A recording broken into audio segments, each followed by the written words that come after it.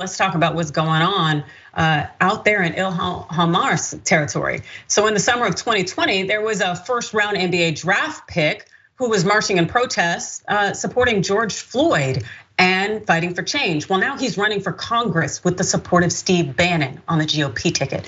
This is a man, his name is Royce White. You may recognize him. Let's put up the picture here.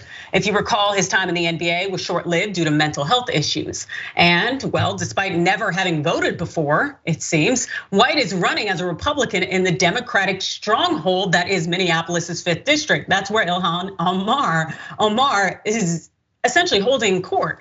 And in White's opening campaign video, he says that his problem with Omar was not that she's not an American or that she's not from Minnesota, quote, but that she is in on it. She's a globalist.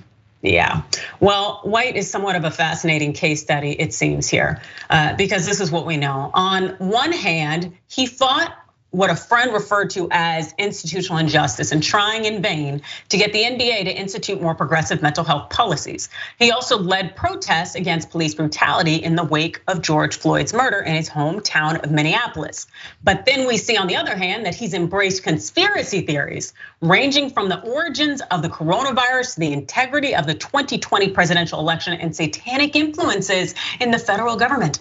He's appeared on Bannon's programs at least 25 times, and he considers the former Trump strategist, who is under indictment for refusing to cooperate with the January 6th commission, mind you, a friend, a mentor, and an American hero, he said.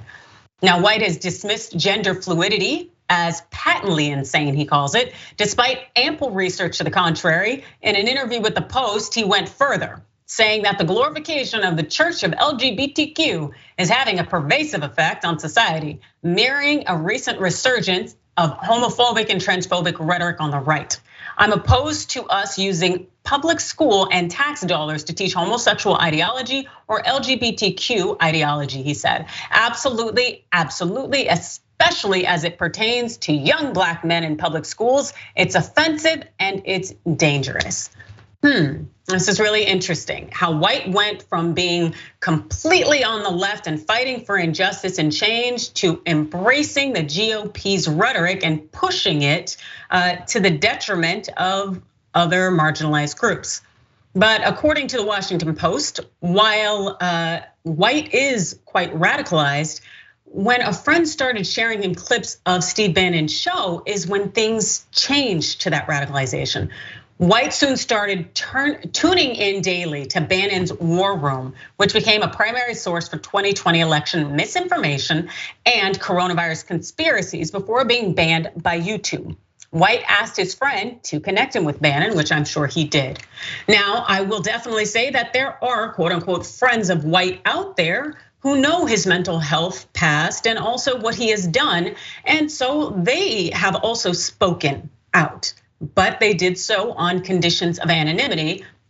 And one of them is a former coach of White's. This is what he told the Washington Post. He says, it's all effed up. I hope he's doing it because no one on the left is going to give him that platform that he's getting on the right. He's smart enough to realize the power of this platform, even though deep down inside he knows that the people he's associating with are despicable. They've said things about his race that are despicable. He's not an idiot.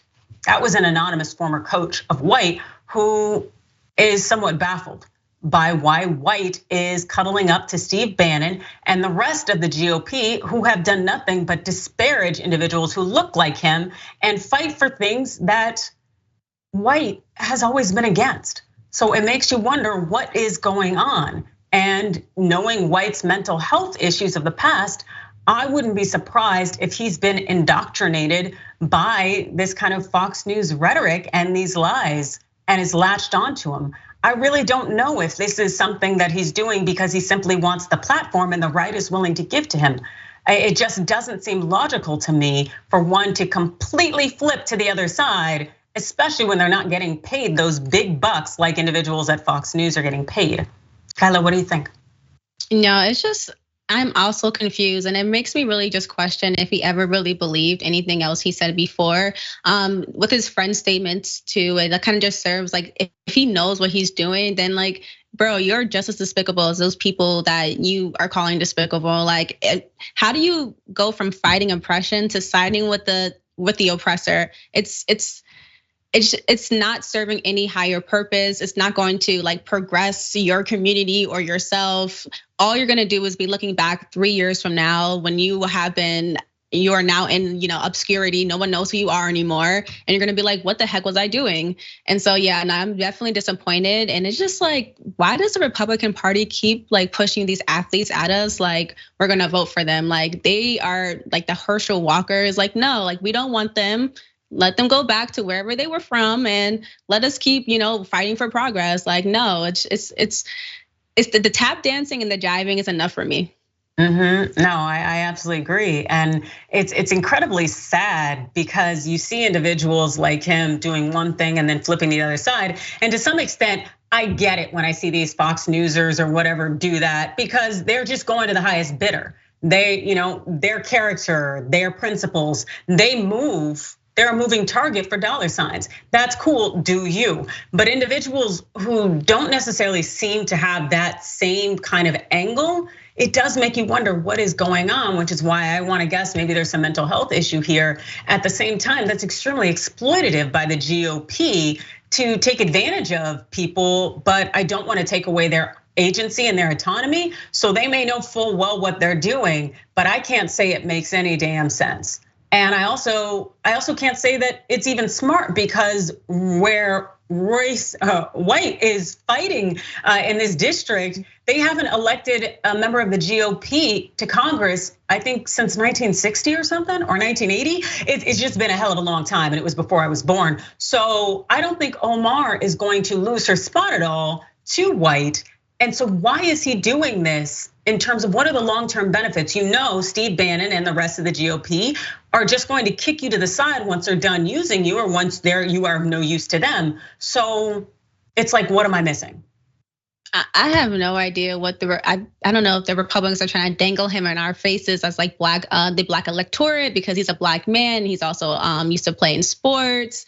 I really don't know. I feel like it's like kind of the same thing they're doing in Georgia with Herschel Walker, hoping that the little bit of fame he had back then would like, push a little bit more votes in his direction.